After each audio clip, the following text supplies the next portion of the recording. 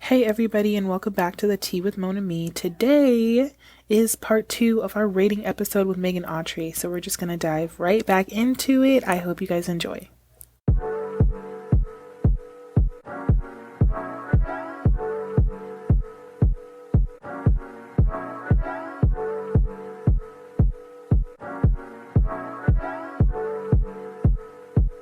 Okay, so for number 4, I have the first dance, which I just love because, the couple get to really show their personality. You pick a song that means something to you, and it's kind of your time to you have this kind of intimate moment between the two of you, but then also it's not intimate because everybody's watching. I think that there's something really, really cool about that.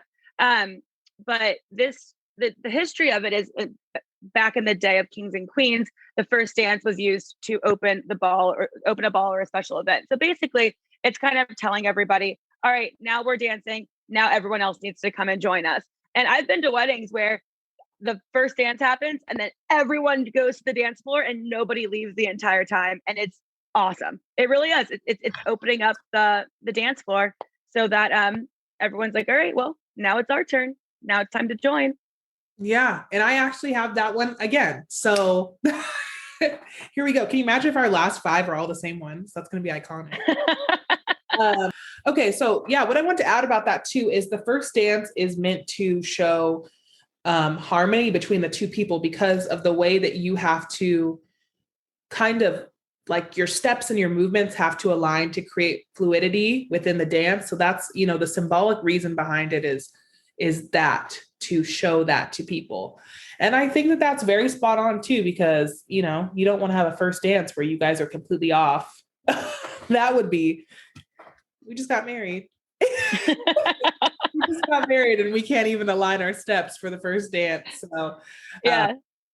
But I love too how this has evolved as well into some other things. So you're also adding on the entrance. So usually you'll have the entrance. It has become a way bigger thing than it had been, back in older times of brides and their. It's like a newer tradition. Yeah. Wedding party and the couple making their entrance in, and it's usually to some kind of song and everybody does their dance and it breaks off into the bride's and the groom's first dance. So, it really it's become a lot. And then you see all these cool routines where people are like dancing to all these crazy songs together and they have like this full like hip hop routine.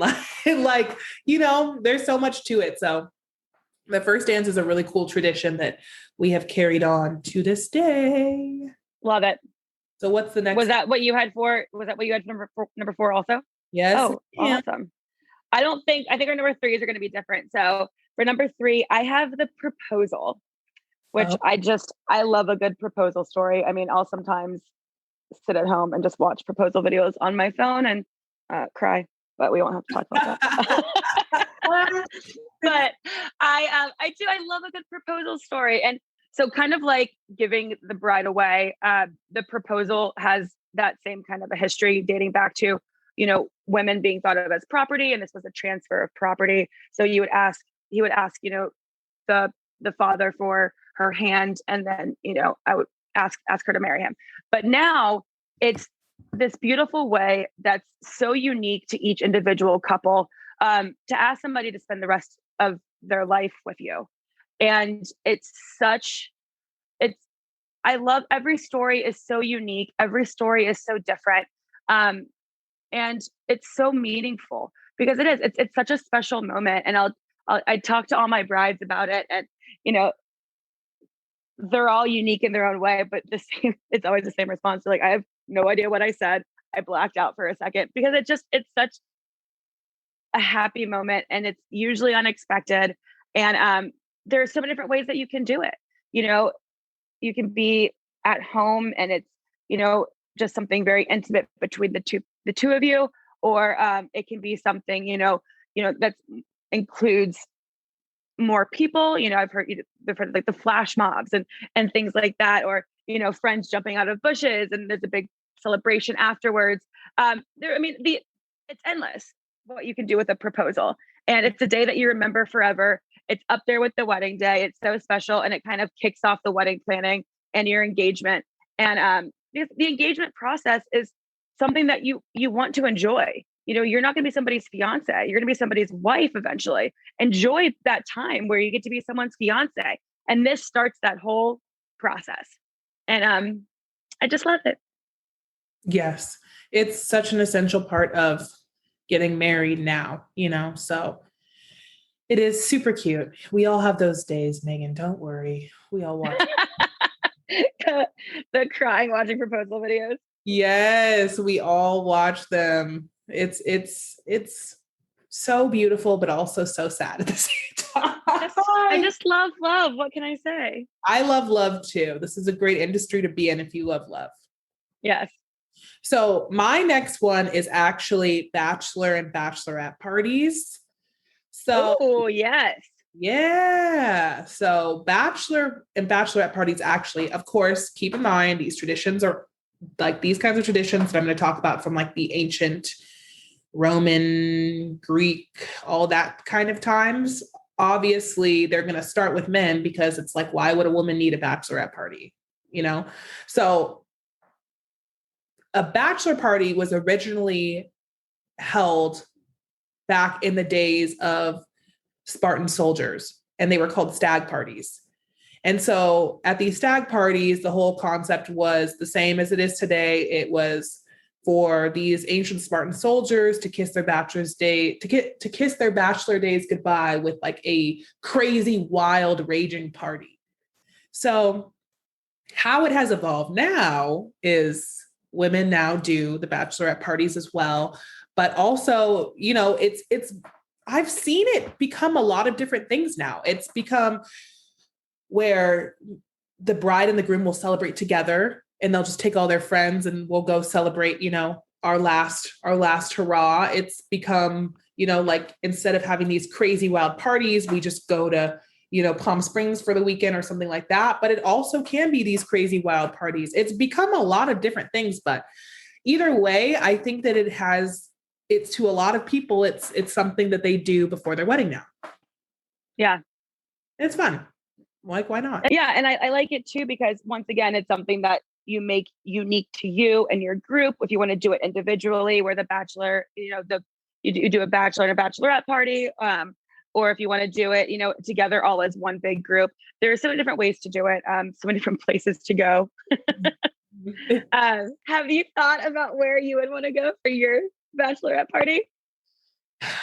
I always said Vegas because I just love Vegas so much. But as I grow older and I understand why it might not be a good idea to go to Vegas on your bachelor or bachelorette party, I have now decided that when the time comes, I will probably want to go to Mexico and like really just get like a beautiful villa in Mexico and just like have all my girlfriends there. We could just boat. We could be on the yachts, just boat for the day, and it be more celebratory. I feel like sometimes, and I'm not knocking Vegas because hello, love Vegas, but I feel like sometimes it might be a little hard to do Vegas because I've seen so many bachelorette and bachelor parties in Vegas. And I'm just like, I don't know. I don't know, but yeah, what about you? Where would you go? You're like Vegas. So I'm thinking Vegas. I don't know where I'd want to go, honestly. I like the idea of going somewhere tropical, like going to Mexico, and just relaxing, Exactly. like, hiring a chef to come in, cook, just chill, go to a couple dinners. Cool. But who knows? There's so many different options. So many different options. And I think would you do it with your fiance or would you want your own? I'd want my own. Yeah, I think. Yeah, I'd want my own. I mean, can I do both? Are both an option? I know that would be fun, right? It's like, can I have two? Can we do one group one and then I'll do my own, but you won't do your own. We'll do it together and that will be yours. And then that will be yours. You won't be able to be there, unfortunately. So sorry. Welcome to me. That's just going to be me. I would definitely want us each to have our own individual ones. Yeah. I think either way is a good way. Again, it's whatever works for you, but I think I do have to agree with that. I think, you do your thing, I do my thing. We just both agree not to go to Vegas. Yeah. I'm just kidding. I'm just playing. No one's going to Vegas. So, okay. We're getting up there now. What's your next one? For my number 2, I have the first look, which is a brand new tradition. And it kind of goes with the tradition of not seeing each other before the wedding. Which up until very recently, I was very against the first look. I liked the opposite tradition of not seeing each other before the ceremony. And the not seeing each other before the wedding, that dates back to also the time of arranged marriages. So they would keep the bride and groom separated so that, if they saw each other and didn't like what they saw, either one of them wouldn't want to back out. So that's kind of where that whole thing came from. And then it's grown into being bad luck. And, there's a special moment when you're walking down the aisle and you see each other for the first time, and it's very emotional. But what I love about the first look is that it gives the couple, because you're so nervous on your wedding day, and the only person that you want to see to calm those nerves is the other person. And as beautiful as it can be, seeing that person for the first time as you're walking down the aisle to marry them, it's seeing them before really does calm your nerves. And it makes for some really beautiful photos. You have this intimate time together where you're seeing each other for the first time. You're all dressed up, you're ready to go. And you see the person that you just want to see. And then you're able to enjoy it when you're walking down the aisle and you see them. And it's still a magical moment, right? You're still walking down the aisle to be with this person, but now you're doing it in front of all these people where you got to have that intimate moment before just the two of you. And, I've seen people like say a prayer together or do something, spend a couple moments together. And then usually that's too when you get your pictures done. So then after the wedding, you can go off and you can enjoy the reception. You don't have to worry about pictures or anything else. So I do like it for that sense, because I know myself, and thinking about walking down the aisle, I would be an emotional disaster. Like just sobs, uncontrollable. Yes. Happy tears, I hope. But it does. Yeah. You'll still have that very special moment. But before, you just get something a little extra. Yeah, I like the first look. I think, like me personally, I am so about drama. I'm just like, I think that for me, I would probably just walk down the aisle and that would be my first look, just because I really would want to just be dramatic, Yeah. But yeah, I 100% look for the reasons that you said, because I think a first look is more convenient, because again, I'm not saying that I would be able to do that and not cry. I'm crying the whole way down the aisle. See you later. Just tears. Like, especially if I saw my fiance crying, it would be over. It would be a wrap. If I saw like my parents crying, if I saw anybody cry, it would be a wrap, an absolute wrap. But I think you did make a good point about the first look, because you get the pictures, you get the moment. I love like when they the groom's turned around and the bride walks up and taps on his shoulder. I'm like, Yeah. That's so cute. What a cute video to have. Like, what a cute moment. So I think both are really great ways, but the first look is could be very iconic, could be great footage, could be really great things. You get them either way, but yeah. Yeah. So my next one is another more cultural tradition. And this one is a Celtic tradition. So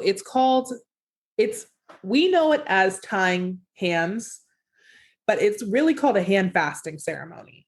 So what a hand fasting ceremony is tying hands. Have you ever seen this at a wedding, Megan? No, I don't think I have. Okay. So a hand fasting ceremony is basically the bride and the groom will cross hands and they'll have something tied around their hands.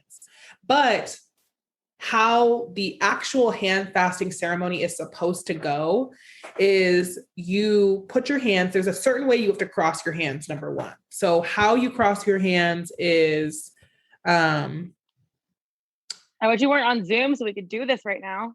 I know, it's really it's one of those, you can see me talking with my hands because I feel like it's something you have to see, but you you put your hand, like I believe the groom's hand is on top.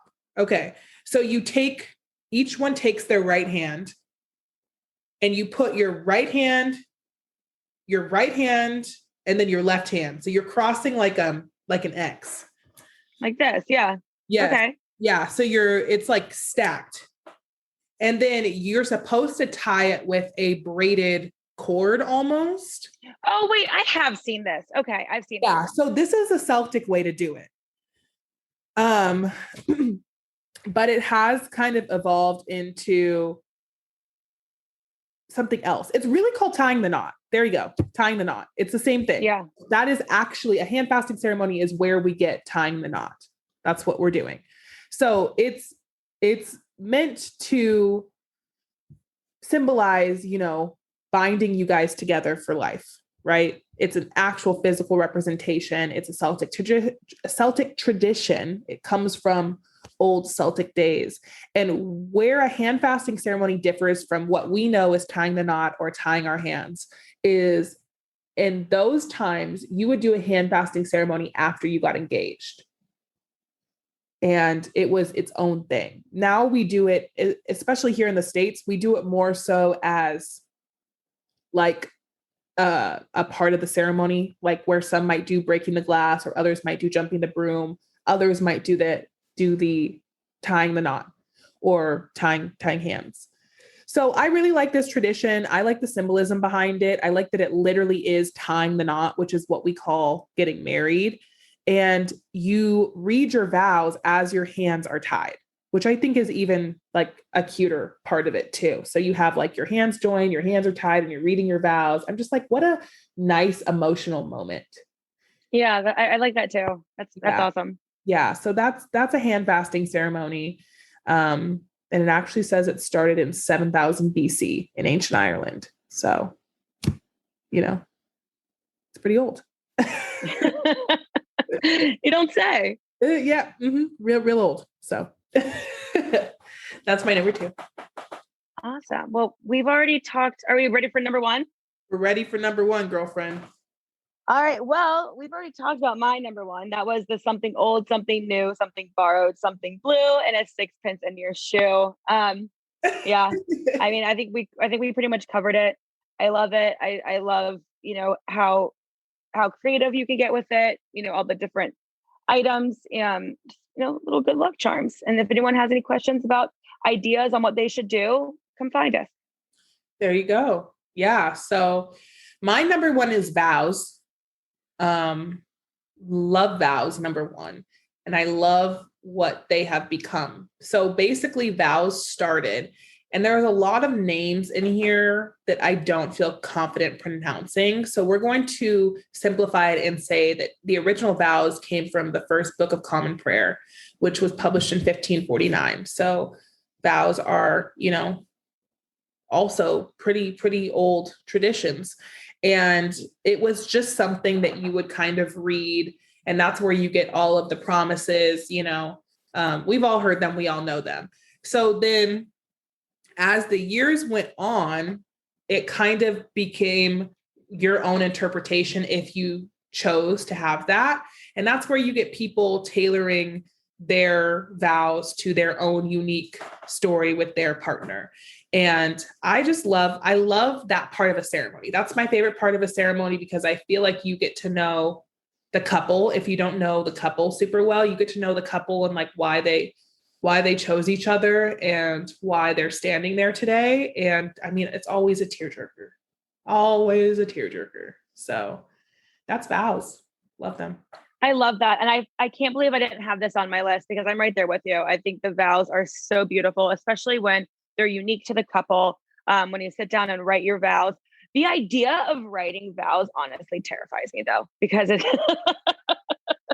like, how do you get them to be so beautiful? I love that people are opting to do their own vows. However, I will say I do like the original vows. I think they're very beautiful. The original they're great too.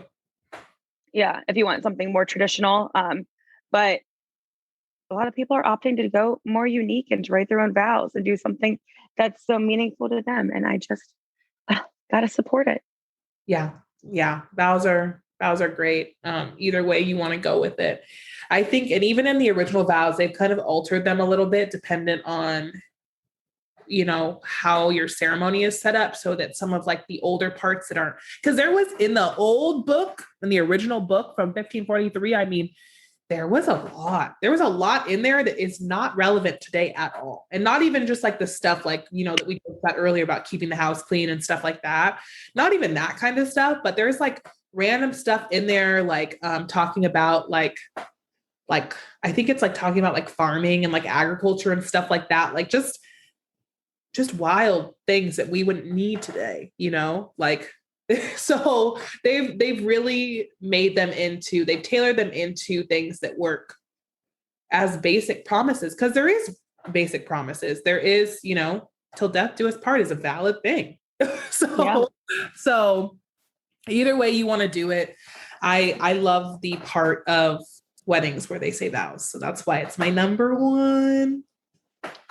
Well, we did it again. We did our rating. We did it again. I hope that you guys enjoyed this episode.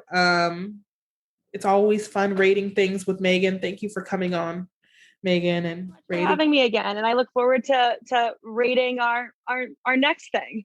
Rating the next things. Of course, if you guys have any requests for us to rate, anything you're interested in, please let us know. You can get in touch with us a couple different ways. But first, of course, if you love this podcast and you want to listen to more episodes, please like and subscribe to us on Apple Podcasts and on Spotify, and rate us, please, if you love us extra. Also, you can find us at Megan and Imani Bridal Salon on Instagram, Twitter, Facebook, Pinterest, YouTube, Snapchat, LinkedIn, TikTok. all the things. Yes. Yelp, Wedding Wire, The Knot. You guys know how it goes. At Megan and Imani Bridal Salon, if I forgot anything today, I really don't think I did. Did I say? No, I think you named every form of social media that exists. Wow. If I did, you guys know where to find us at Megan and Imani Bridal Salon and everything. Until next week, we will see you guys later. Bye. Bye.